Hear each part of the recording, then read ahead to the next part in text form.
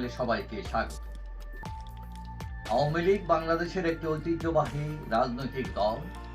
মহান স্বাধীনতা যুদ্ধে এই দলের নেতৃত্বে দেশ স্বাধীন হয়। এখন এই যে দল, এত বিশাল ঐতিহ্যবাহী দল, এটা কঠিন রাজনৈতিক বাস্তবতার মুখোমুখি হয়েছে। এখন 5 আগস্টের পর দলের নেত্রী শেখ হাসিনা এখন দিল্লিতে আছেন, অনেক নেতাকর্মী পালিয়ে গেছেন, অনেক আত্মগোপনে আছেন, অনেক জেলে আছেন। এই অবস্থার নেতৃত্ব নিয়ে প্রশ্ন উঠেছে। এখন শেখ হাসিনা প্রায় 40 বছর যাবৎ সভাপতি পদে আছেন আওয়ামী লীগের। এখন তিনি যখন সভাপতি হন, উনি অনেকটাই রক্তের যোগ্যতায় সভাপতি হন, উনি নিজের যোগ্যতায় সভাপতি হননি। দলের অক্ষ ঠিক রাখার জন্য বিদেশ থাকা অবস্থায় তাকে সভাপতি নির্বাচিত করা হয় এবং তিনি ফিরে এসে দলের দায়িত্ব নেন। এখন দলের যে মূল উদ্দেশ্য ছিল অক্ষ ঠিক রাখা, এটা কিন্তু ঠিক আছে, এটা উনি ঠিক রেখেছেন। কিন্তু তার নামে অনেক বিতর্ক।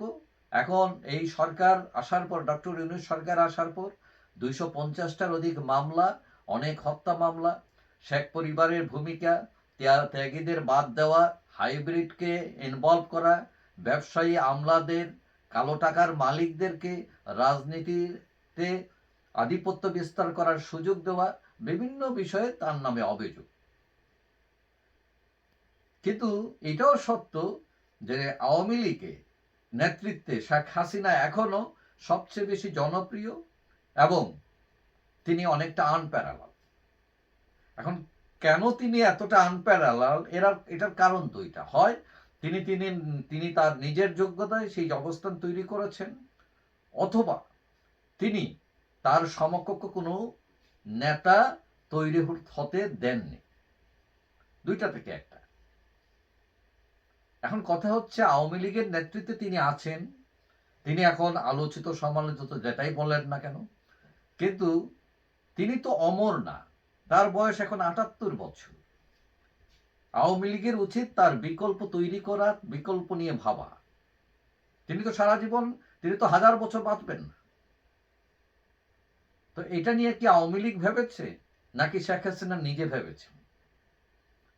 এবং এটার উত্তর হচ্ছে না, শেখ হাসিনাও ভাবেন নাই, আওয়ামী লীগও ভাবে নাই, এটার কোনো আয়োজনও নাই।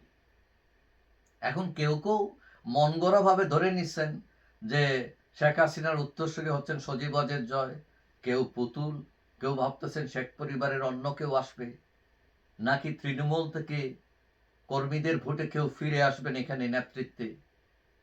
প্রথম কথা হচ্ছে, আমি মনে করি শেখ হাসিনা এই পদ ছাড়বেন না যতদিন পর্যন্ত তিনি ফিজিক্যালি ফিট আছেন, মানসিকভাবে ফিট আছেন। আর যদি ছাড়তেই হয়, তিনি চাইবেন জয়ের কাছে দায়িত্ব দিতে অথবা পুতুলকে দিতে।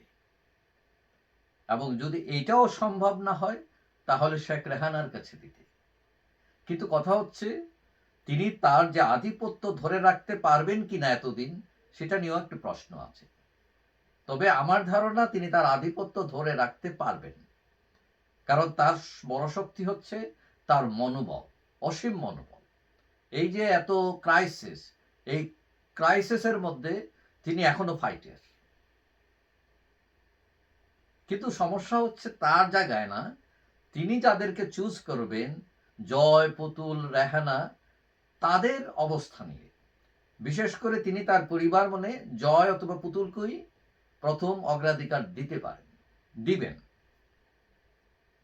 কিন্তু সত্য কথা হচ্ছে, এরা দুইজনের কেউই তার মতো নন। তার মতন হওয়ার কথাও নয়, সব মানুষই আলাদা, কিন্তু কাছাকাছি বলতে যেটা বোঝায় সেটা নয়। প্রথম প্রবলেম যেটা হচ্ছে যে পুতুল, জয়, এরা হলো নতুন প্রজন্ম, এরা বাইরে বড় হওয়ার প্রজন্ম। এরা বাংলা বলতে পারে, কিন্তু বাংলা বলতে গেলে তাদের একটা গ্যাপ দিতে হয়, এবং এই গ্যাপ কাটানোটাই হচ্ছে দুঃসাধ্য ব্যাপার। এখন বাংলাদেশের পলিটিক্সে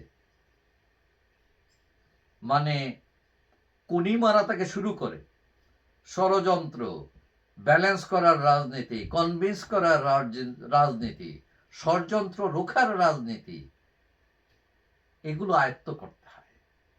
এখন বাইরে বড় হওয়া প্রজন্ম যারা স্ট্রেইট কথা বলতে পছন্দ করে, যারা দুনসুন পছন্দ করে না, তারা এসে আওয়ামী লীগের মতো এত বিশাল দলে এত ষড়যন্ত্র কনভিন্স করা, ব্যালেন্স করা, ষড়যন্ত্র মোকাবেলা পারবেন কিনা, এটা হলো কোয়েশ্চন।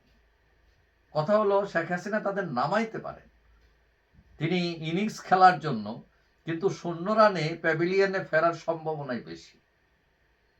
কারণ শেখ হাসিনা যতটা ক্লেভার, ছাত্র রাজনীতি করা মানুষও তিনি, এবং এত ক্লেভার হওয়ার পরও মরার হাত থেকে কতবার ফিরে আসছেন সেটাই হিসাব করেন। এখন এই জায়গায় এসে জয়, পুতুল, রেহানা কে কয়দিন টিকবেন এটা নিয়ে প্রশ্ন আছে। আসলে সত্যি বলতে কি, শেখ হাসিনা হচ্ছেন অনলি ওয়ান পিস। আপনি খারাপ বলেন আর ভালোই বলেন, তার বিকল্প কিন্তু সেই আওয়ামী লীগে। এক্ষেত্রে আমি মনে করি তৃণমূল থেকে নেতা তৈরি হওয়াই সবচেয়ে ওয়াইজ ডিসিশন, সবচেয়ে ভালো হয়। এখন আপনি বলতে পারেন যে এই তৃণমূলের লোকরা এসে এগুলো সামাল দিতে পারবে কিনা, কারণ দিতে পারবে, অতীতে দিয়েছে।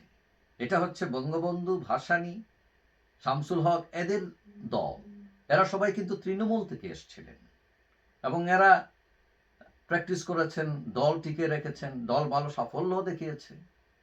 এখন ধরেন বাংলাদেশে গার্মেন্ট শিল্প, এখন আমাদের দেশ থেকে তো বড় বড় দেশ আছে, তো এখন ছোট দেশ হয়েও গার্মেন্টসে মানে এতটা এগুলো কিভাবে, এটা হচ্ছে পারদর্শিতা, অভিজ্ঞতা, তার শক্তিটা হচ্ছে এটা। তো আওয়ামী লীগ হচ্ছে সেরকম একজন তৃণমূলের মানুষ, যে দিনের পর দিন, মাসের পর মাস, বছরের পর বছর পলিটিক্স করে তার মেধা খাটিয়ে, তার যোগ্যতা খাটিয়ে সে এগুচ্ছে। তাকে চান্স দিলে সে জাতীয় পর্যায়ে এসে নেতৃত্ব যে দিতে পারবে না, এটা বলাটা ভুল। কারণ এই যে দেশ চালায় কারা, আমলা বলে যাই বলে, এরা কিন্তু সবাই মফস্বলের লোক। এরা মফস্বল থেকেই তার মেধার যোগ্যতা দিয়ে সে এখানে আসছে। সুতরাং রাজনীতিতে এসে সে পারবে না, এটা বলা মহাভুল। সুতরাং আমি মনে করি যে আওয়ামী লীগের নেতা তৈরি কে হবেন, নেতা পরবর্তী শেখ হাসিনার যখন থাকবেন না, বা অথবা তিনি যখন অ্যাক্টিভ থাকতে অসমর্থ হবেন, তখন তৃণমূল থেকেই নেতা চুজ করাটাই হচ্ছে বেস্ট ডিসিশন। যাই হোক, সবাই ভালো থাকবেন। আশা করি দেখা হবে অন্য কোনো ভিডিওতে ইনশাআল্লাহ। আল্লাহ হাফিজ।